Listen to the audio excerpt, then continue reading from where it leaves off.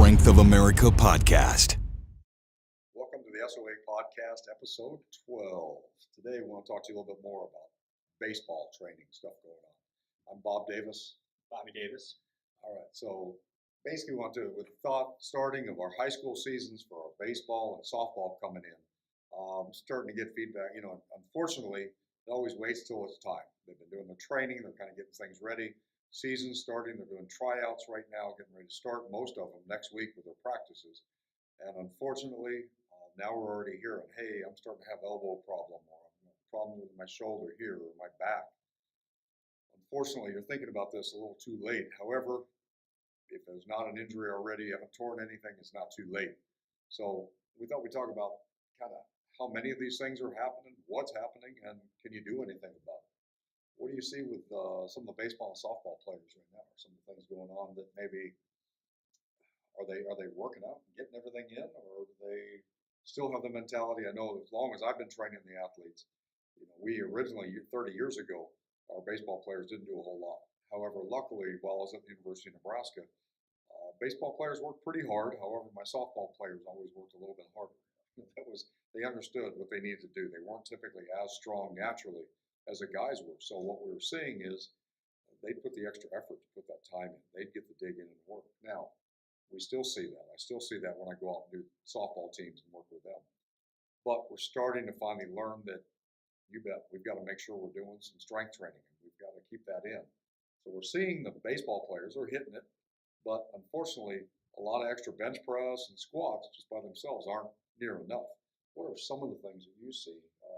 Some of the shoulder imbalances. Are there imbalances, or are they coming in pretty equal? No, there's definitely imbalances.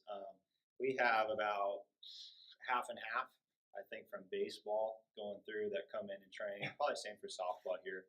At the beginning when we were going through, there was a lot of that skewed idea that I can't train. You know, I can't lift and do that stuff. It's going to cause me to get hurt, or it's going to ruin my pitch or my hit or different things like that. And we've had some people come in and be thrown in the process and buy in, and well, they bought in just from seeing the results. And they've come in, and we've had people that have come in, got good results, and then they leave, and they come back and they realize that, wow, I really did get slower, this and that, and they were starting to notice things in their game kind of drop again. So now we have a good handful that are now a lot more year round. They're seeing the big results, and they love coming in. They love training. It's funny, you mentioned bench and back squats, and most people get real scared of that stuff. And here, we don't have to worry because we don't have a whole lot of kids that have too much of the issues until season. And generally, those are the kids that aren't training, and they still don't train in season. So now they're throwing a lot. They don't have the strength to decelerate or slow things down or control their body really even. And they run into issues. But the kids that we have that come in and we still bench, we still back squat, things like that. The only time I ever pull away stuff like that is if they have an issue. We'll still bench, but it may be like dumbbells, heavy, different things like that, and alternating. And we'll still squat. Maybe we go to front squat while we work on mobility and some of those things. But I'm not scared to have somebody go in and do that. Everybody's an athlete. Everybody needs a push, pull, squat, hinge. It's very simple. Everybody needs to get strong.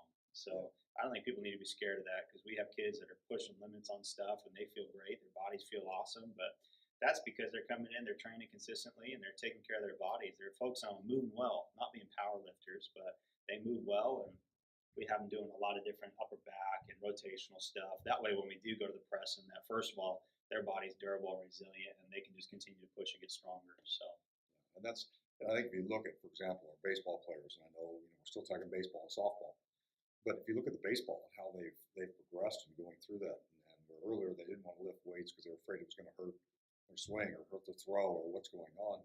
But you look at these guys. I mean, back at our day, they were just strong, massive athletes. And these professionals understand they've got to do strength training, and it's a year-round process. And as long as the sport is, how many games you put into it compared to football, they're just doing it on the weekends. You guys could have 3 games a week.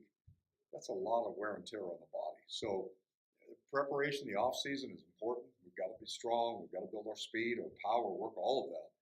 However, we've got a lot of kids out there that once the season starts, they stop strength training because they're worried, well, it's too much on my shoulder, I'm doing this. Well, we're looking up different things, and we're talking about pitch counts, for example. And again, if you're an infielder or something and you're throwing a lot, you're getting it in there, you're a pitcher, you bet, you've got to watch the pitch count. But when they talk about, for example, one of the areas of injuries is, the UCL in the elbow. You hear about Tommy John surgery and stuff. We never used to hear about that at all. I know when I played ball, or did any of that stuff back in the time. But now we're seeing kids already junior high school that are having this problem, having surgery at that point. They've got a few issues going on. Number one, almost always, they're just not strong enough to handle the stuff that they were doing. Two, they don't have the mobility in the elbow and the body to move through it. And the other thing is, how many of them are really being taught correctly how to throw it? And unless you have all of those things together, you can get somebody that's throwing the right way, teaching them everything's great, but if they're not strong enough to handle that, and I know kids that are on 2 different teams at one time in the leagues to play, and how many of those coaches are keeping track of how many pitch count they were on, and then make sure you tell when you go to the other team that you can't throw. Well, that's not going to happen. They're going to want to throw. They want to win. Yeah, you're talking about they've got to have a 70 to 80 pitch count, for example. And we're going to actually I'll post a link down there that recommends for the younger ones up through the 22-year-olds how much they should be pitching and what they should be doing. So you have a better idea of what that actually is. But one of the things they were finding, and they look at the study, they said, great, 70 to 80 is a pitch count. That's what you should be doing for your high school player. Well, what they didn't take into consideration when they started looking at injury rates, they started looking at how many pitches were they doing in the warm-ups to get ready for going out for that game. How many pitches were they throwing in between innings to get that going as well? They started adding that up. They were doing 120 or more pitches.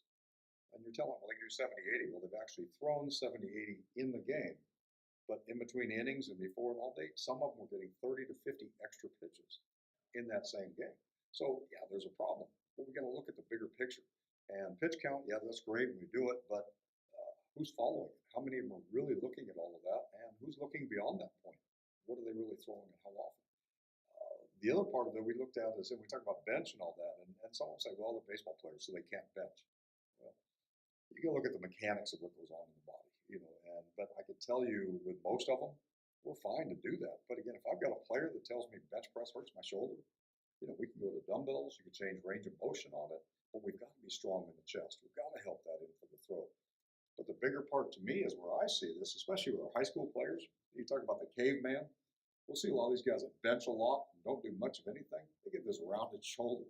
And very little of them, when I was working on shoulders and looking at them back here, there's so little muscle mass up in the traps and back in the shoulder blades and all through here. And the deltoid, there's next to nothing on the outside. They're not rounded and strong all the way through. So we've got to work on muscles most of the time. Posterior chain is just terrible. So we've got to really make sure we're pulling this in, we're getting the strength, we're doing the exercise to get the back. Those guys are getting 5 to 8 sets of bench press. How much are they really doing in the back of the shoulders?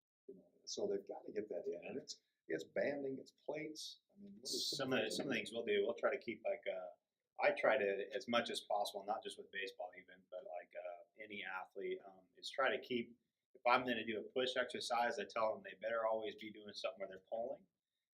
But outside of that, I'll try to get them to do different type of pulls or 2 pulls with 1 push. So they may be doing something as simple as a band pull apart, and maybe they're doing a row, or they're going to do a face pull and a row or something kind of like that. But that way they're setting themselves up. I like a lot of the band pull aparts, grabbing a band right here, pulling apart, getting the T, and a lot of the face pulls. We get rotation. We get a lot of work done in the rear delt up in this area, but also the mid trap. This is where a lot of them are real weak and they get real extended over. So if they can start to get that stronger, pull that back, it really helps it with a lot of different issues. I mean, it's simple. If you're in bad posture and you look to do anything, bench press, throw, hit, you're probably not going to feel good, and it's probably not going to be very strong or powerful.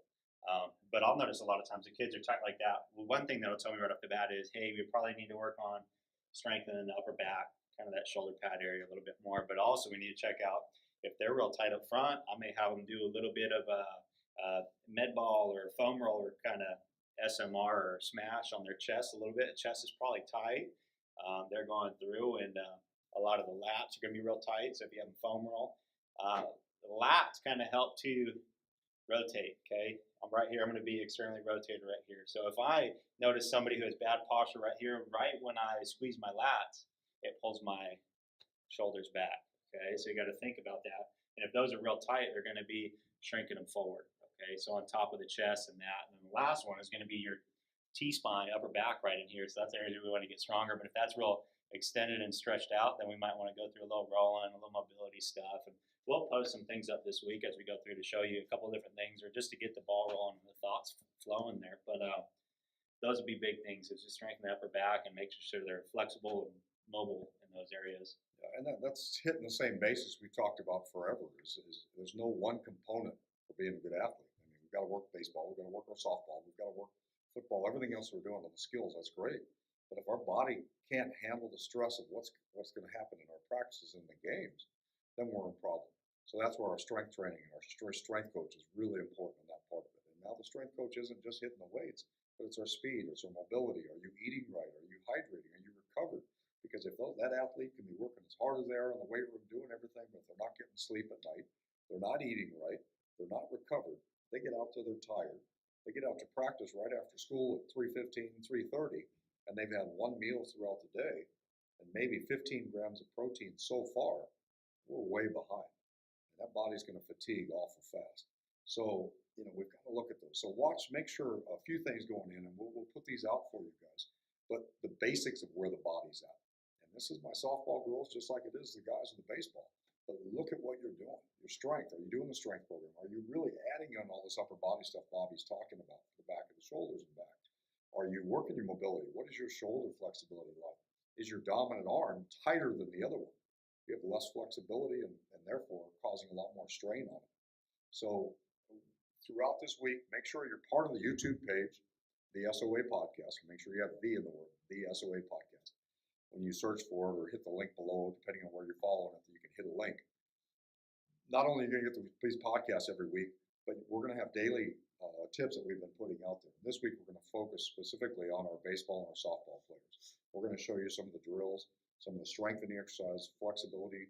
How do you know if you're even flexible enough or what? So we're going to put those together for you this week. Starting point going on, but do not get into the norm, which is the season starts, and you forget all this strength and flexibility work.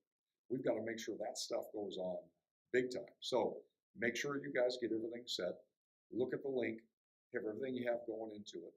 Let us know if you have questions, but comment, share it for your teammates. Make sure they've got a part of this, and watch these things basically. But it bothers me each time I get to baseball season and softball that I start hearing from parents.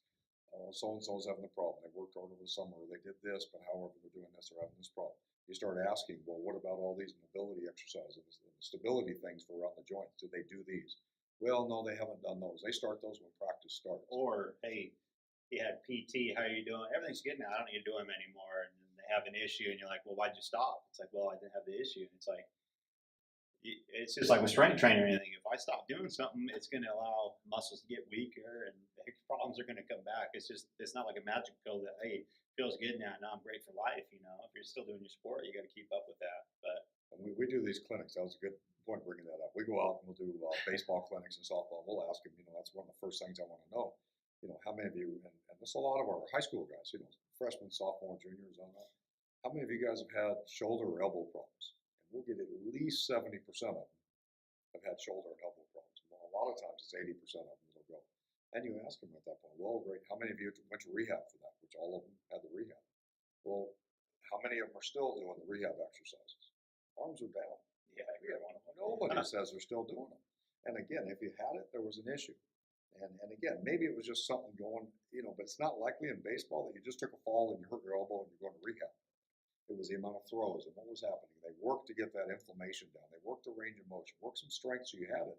But also when you finish rehab, say you did 4 weeks of rehab, how much throwing did you do in 4 weeks? Of course it doesn't hurt. You haven't thrown, you haven't done anything. They've iced, they've taken care of the inflammations down, that's great. But what happens when they get back in?